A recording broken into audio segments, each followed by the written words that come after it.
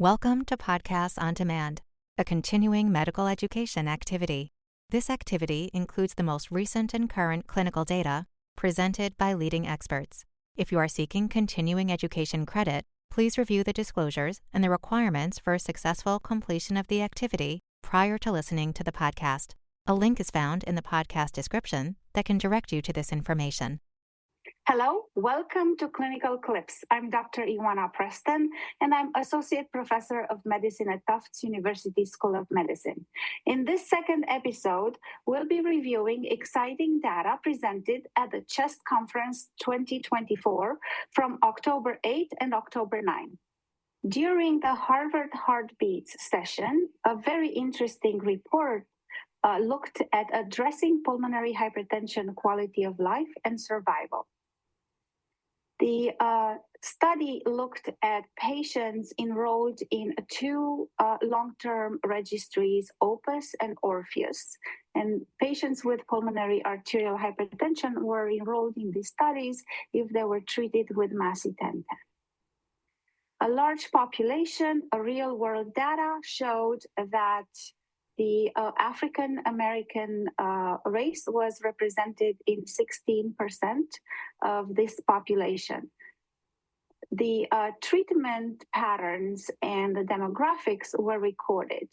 And the conclusions were that Black and African American patients tended to be younger, were more often female, and with a higher incidence of connective tissue disease-associated PAH, and a greater comorbidity burden than white patients. For those with data, Black African American patients had more functional impairment at initiation of treatment than white patients. However, the hemodynamics were very similar between white and Black patients. Overall treatment patterns, safety, tolerability, and survival outcomes with macitentan treatment were similar. However, all-cause hospitalization was higher in Black African American patients.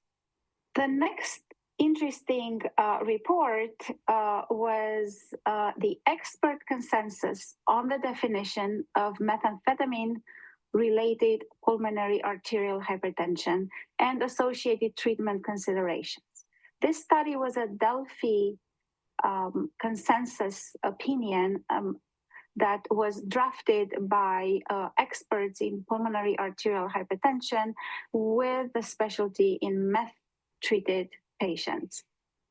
And they achieved consensus in many aspects, such as the disease course, that in methamphetamine-associated PAH, the disease is more severe at presentation, and the morbidity and mortality in 1 year is much higher than other forms of pulmonary arterial hypertension.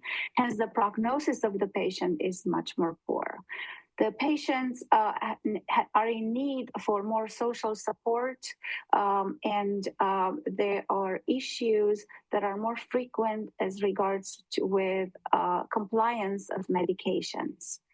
The consensus statement suggested that patients with methamphetamine-associated PAH should be included in clinical trials that discover new treatments for pulmonary arterial hypertension, and that they have to have a more focused care with support regarding medication tolerability and adherence to the treatment.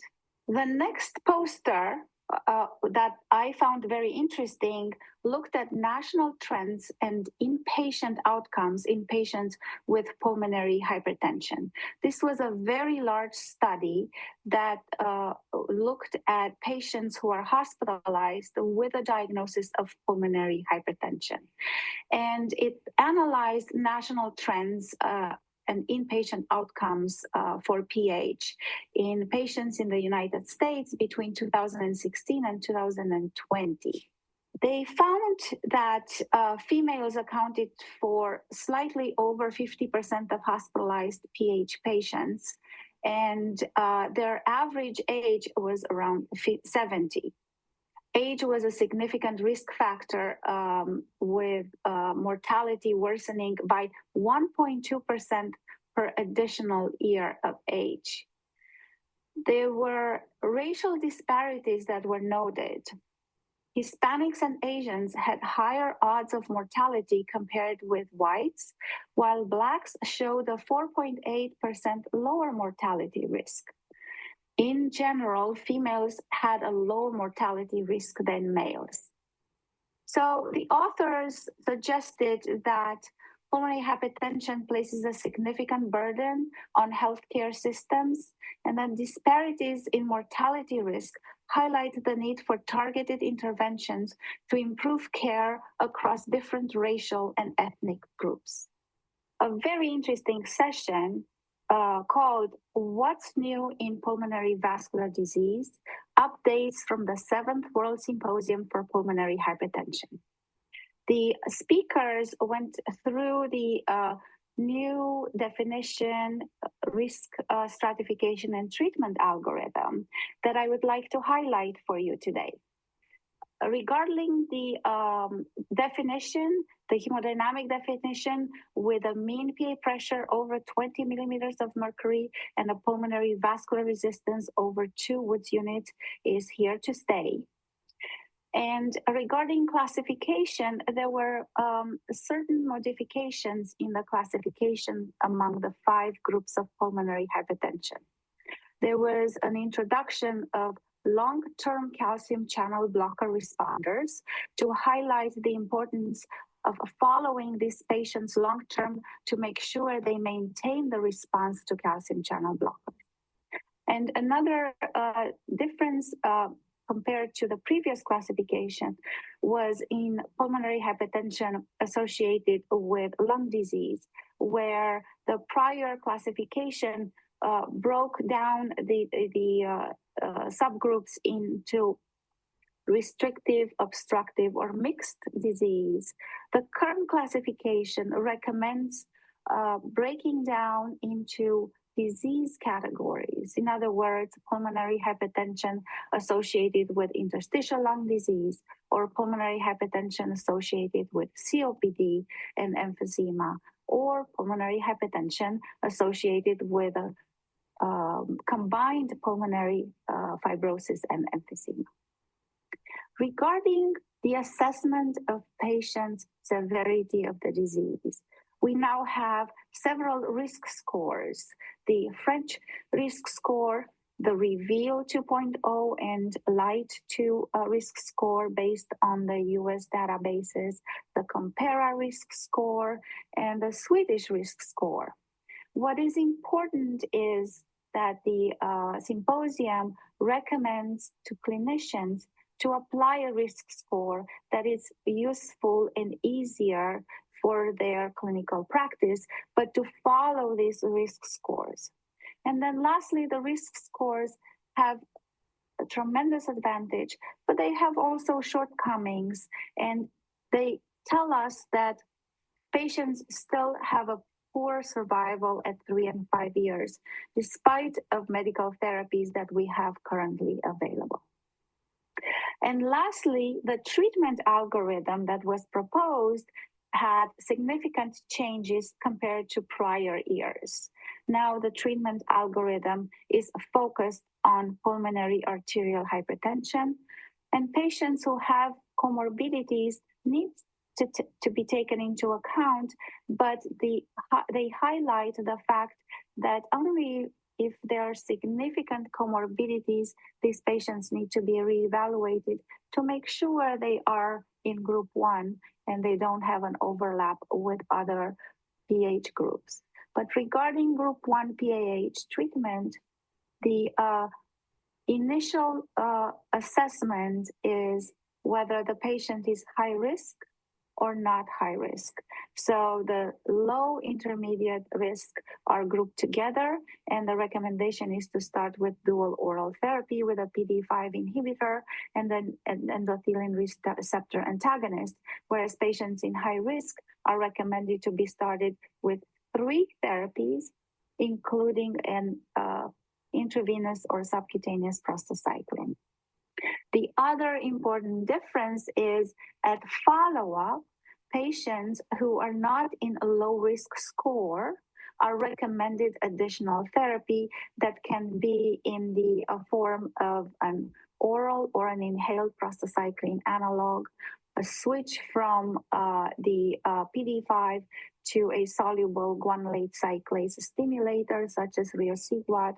But more novel is the introduction to treatment of the activin signaling inhibitor sotatercept that has been recently approved in the US and Europe to have as an additional treatment for patients who are not in low risk.